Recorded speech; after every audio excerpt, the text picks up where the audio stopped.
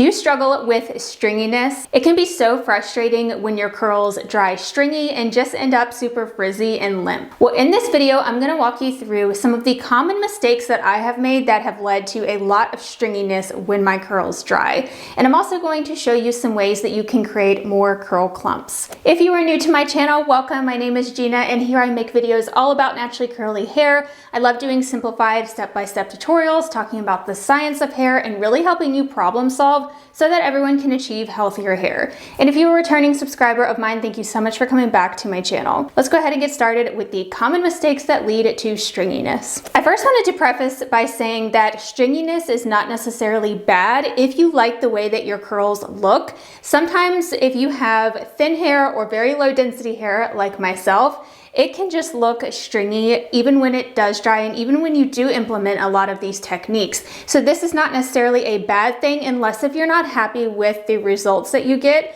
Like if you end up with a lot of frizz that you might not want, or if your curls are not holding their shape. That's more so what I'm talking about. I'm not necessarily talking about just curl clumps that are smaller, because some people just naturally have smaller curl clumps. I'm actually one of them. My curls don't really take large curl families, or they don't really group into large curl families like somebody else might. So it is totally common to just have smaller curl clumps compared to someone else. We all have different curl shapes and curl families. This is more so for those of you that don't like the way that it looks when it dries, if it ends up very stringy, or if you know that your hair can clump up more and it's just not clumping up. So we'll dive into those reasons. Mistake number one is not clarifying regularly, leading to buildup. Certain ingredients in our products can build up on the hair, preventing the hair from curling up properly and absorbing moisture, and the hair can look very dull. So the solution to this is to clarify on a regular basis. I'm actually going to be using the Malibu Sea Undo Goo shampoo, which is specifically designed to remove hard water buildup and product buildup.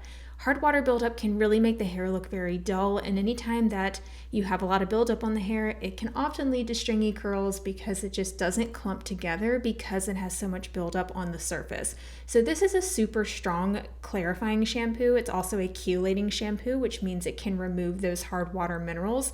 And since it's so strong, you don't want to use it too often. This is only something you would use on occasion or maybe once a month if you're someone with hard water. It has a very high pH, so it can dry out your hair. So you just want to make sure that you always follow up with a deep conditioner, which we will get into, but just don't overdo it with this.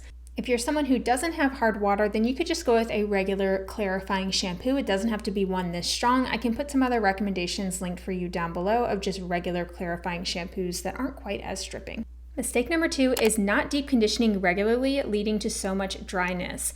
Curly hair gets dry easily, especially high porosity and damaged hair, which can cause it to look very dull and not clump together. So you want to use a deep conditioner after clarifying at least once a month. Even if you're not going to be clarifying, you can still deep condition after your regular shampoo. You can do this once a week, or if you don't really have dry hair, you can do it once a month. People with very fine hair that is healthy, you probably don't really need to deep condition very often at all. But if your hair is ever feeling just dry and brittle and you're just not getting those juicy curl clumps that you want, definitely try out deep conditioning. I'm just using one of my favorites from Briogeo. This is a protein-free mask. I like to alternate my deep conditioners. I'll usually use one that's protein-free one week, and then another week I'll use one that has some protein just to add some strength in there. But this is the Avocado and Kiwi Mega Moisture Mask, which is just great at moisturizing and really softening the hair. So I like to leave it on for about 20 minutes, and then I rinse it out and my hair is so much more moisturized. The next mistake is probably the biggest one, and that is not using enough water when you're applying your styling products. If your hair looks like this, where it's starting to get stringy and you're seeing the frizz forming and it looks like it's starting to dry, you don't have enough water. So water helps to clump the curls and keep them hydrated. So you want to spritz the hair down with some water after you towel dry and before you apply your styling products. You'll also want to have a water bottle on hand so that way you can spritz your hair as you go and as you're styling, because if you like to do some brush styling like me, then your hair might start to dry throughout the styling process. Now, I don't like to apply too much water because I do like to get a lot of volume in my hair, so my hair is not dripping wet, it's just evenly wet. I actually recently posted a video on my channel which shows exactly how much water that I use when I damp style so that way you don't get frizz. The next common mistake that I've made is I apply too much product or using too heavy of products.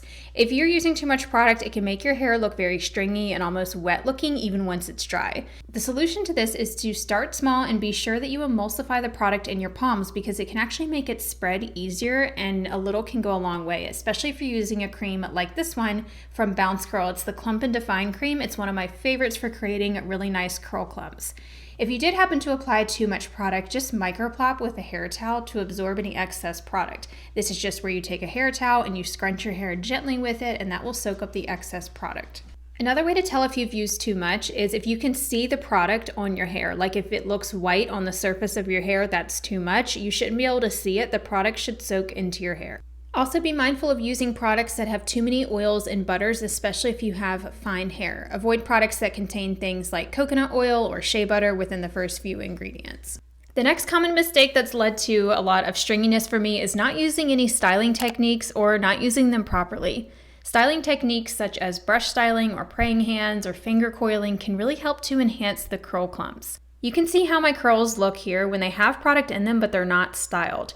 As you can see, applying some tension with a brush gently helps to clump the curls together and it looks so much better. So you can do something as simple as brushing with a little bit of tension and then scrunching the hair, or you can use a more in-depth styling technique like sectioning off your hair and then using a brush to clump the curls. I like to apply my gel before I brush style. I'm just using the AG Liquid Effects, which is one of my favorite gels. It gives a medium to strong hold. It's still a very flexible hold styling gel, and that's going to keep the frizz away and help to even clump the curls. So as you can see, applying a little bit of tension when you're brushing your hair in the vertical position is going to help to really clump the curls.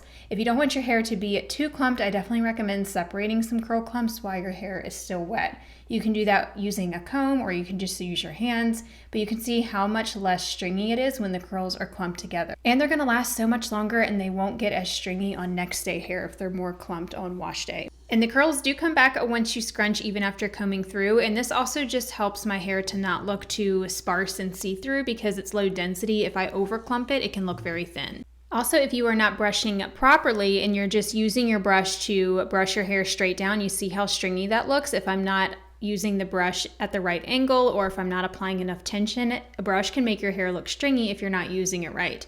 So instead, when you brush style, you want to angle the brush downwards at a vertical angle and apply a little bit of tension. I like to pick up vertical sections because that helps give my hair more curl definition at the root and also helps with root volume as well. I also sometimes will use the handle of the brush to create more of a curl clump as well, especially on areas that are very stringy. In this section of my hair, it tends to be super stringy, so it does help me to do a little bit of brush coiling, which is just where you continue to wrap the hair around the handle even after you pull it through. So this really helps me in this area. I don't do my whole head like this because it will take some more time when you are using brush coiling techniques. So if you just have a problem area, you can totally try brush styling on just those areas. I also wanted to mention that you do want to make sure you use caution when you're brush styling. You need to make sure that your hair has a lot of slip in it, it's already detangled, and you're not using a brush that's going to tug on the hair or give too much tension because you don't want to end up with breakage or cuticle chipping. I actually did a video recently all about the damage that brush styling can cause. But for me, it's been worth it in some problem areas. I still take really great care of my hair, and I really just like how much longer my hair lasts when I do some brush styling, especially in this area. So for me, it's worth it. And this brush is also great because it doesn't cause too much tension, but it gives me still really nice curl clumps. It's very slippery in texture, so the hair glides nicely over it. You can also try a faster brush styling technique if you're short on time, where you just do an entire section all at once, and then you can take your comb and then comb through it and then just scrunch your hair and you're good to go, so you don't have to do every single curl. So one other styling technique that really helps with just some stubborn stringiness is the praying hands technique for creating more clumps. So I like to do this in this area where, again, it's just very stringy. I need to get a haircut. All you do is you put some product on your hands. I'm just applying some gel, and then make sure your hands are good and wet so it doesn't give too much tension. And then just smash your hair between your hands and then pull it down. You don't want to pull too hard. You don't want to do too much friction or anything. Just very gently use a gel that has a lot of slip like this, and then scrunch. and you can see how much better the curls clump up right there. This is a really nice trick. Some people like to do this all over their head. Some people just do this as their main styling technique and they don't even brush style, but I have to do some brush styling before or else my hair just tangles up. I have a lot of little tiny tangles throughout my hair, so I just end up smushing them within my hair. So the brush helps to smooth everything out, and then this helps to just add a little bit more clumping there at the end on some problem areas. Mistake number 6 that I have made is air drying and not diffusing. This is how my hair looks when it's air drying. Air drying causes the hair to dry more elongated and it can result in more frizz, for me at least. Diffusing gives you more control over the outcome of your hair. This is how my hair looks after it is completely air dried. You can see how much more frizz that I have. It's much more stringy and just overall doesn't look as good as when I diffuse. So the way that I'm able to diffuse without getting frizz or damage to my hair is I use a good hair dryer that's designed for curly hair like the Curlsmith Defrizzion, and I use safe diffusing techniques such as hovering. If you're worried about frizz or damage, you can try just hovering the air around your head instead of really touching it to your curls. In order to still get good shrinkage and definition, you can just kind of gently cup your curls so that way they're not too elongated.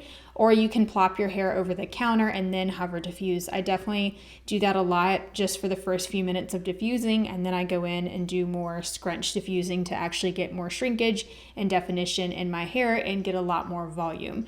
If you're worried about heat damage, just make sure that you are using the lowest heat setting, and you can even just diffuse for 5 or 10 minutes. So if you're short on time and you don't have time to diffuse, just do it for a few minutes to set that gel cast and even set your curls into place to prevent frizz from forming and also prevent that stringiness and enhance the shrinkage. And then you can finish air drying the rest of the way. Some people like to do the opposite where they will air dry first and then diffuse, but I think that takes more time because you have to still be home to be able to then go and diffuse your hair after it's been air drying. So I just go right in and diffuse. I also like to micro plop, which is just like I was showing before, where you scrunch your hair with your hair towel before you diffuse and after you've applied your styling products. That can also really speed up your dry time too. So diffusing should not be taking you more than 30 minutes max. I usually only diffuse from anywhere from 10 to 15 to max 20 minutes.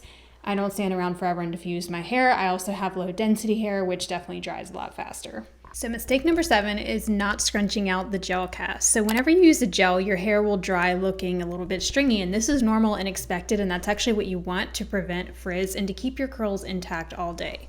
So the solution is once your hair is fully dry, you'll want to scrunch out the cast with dry hands and it will soften up immediately. So I totally forgot to film that clip for this video, but I did want to show you how I do that. So this is a clip from a previous video. So all I do is I just fluff out my roots. And again, my hands are dry. You don't want to do this with wet hands. And you also don't want to do this when your hair is still damp because that will cause frizz.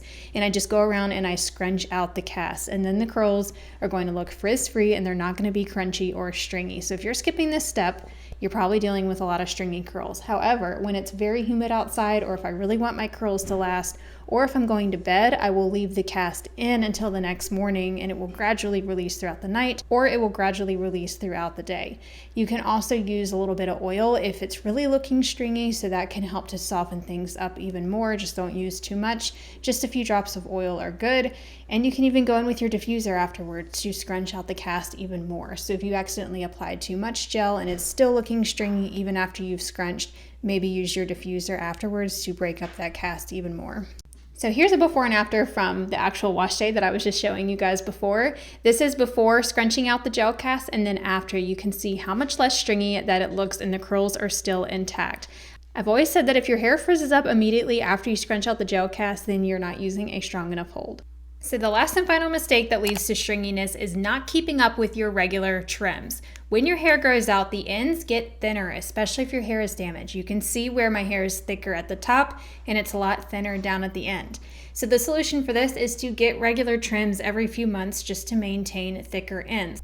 This is actually from a recent video that I did all about the common causes of your ends looking a lot thinner, especially if you recently are recovering from hair loss. You might notice as your hair grows in, the ends are going to look a lot thinner, which then causes stringiness. I also wanted to show you this before and after from one of the major trims that I got after I was growing out old highlight damage. This is one of my last trims when I was transitioning. You can see how stringy my hair was when I was growing out that highlight damage, and I still had a lot of damage hanging on. It's so much better just to get a trim and get that cut off, because then your ends are going to look so much thicker. Your hair is going to be a lot healthier and you won't struggle with that stringiness quite as much. Anytime my ends are starting to get stringy, then I know it's time for a trim. And this was actually from one of my most recent trims. It's very subtle, but just getting a little bit of a trim can make a big difference, and I don't have to fight it as much when I'm styling. I don't have to deal with my ends falling straight throughout the week. It just holds their shape a lot better when I don't have the damaged ends hanging on. So these are my final results after this routine. You can see how much more clumped that my hair is. This is actually more clumped than I usually wear my curls. I usually like a more separated look to get more fullness and volume, but somehow I feel like I've achieved a pretty good balance of that. I still have pretty good volume like at the roots and stuff. It's a little sparse on the end, mainly just from the back, but not terrible at all. I will say that the clumps do last so much longer, so that is one major advantage of having more of a clumped look, is your curls are gonna last a lot longer and you'll have to do way less refreshing because they just stay intact better when they are clumped together. I love the results that these products gave me. This is one of my favorite combinations, and it really helps with moisture retention and also with humidity, which is also hard to come by. That Bounce Curl cream does such a good job at keeping moisture in the hair, and if your hair starts to dry out throughout the week, that's usually when it will end up looking stringy.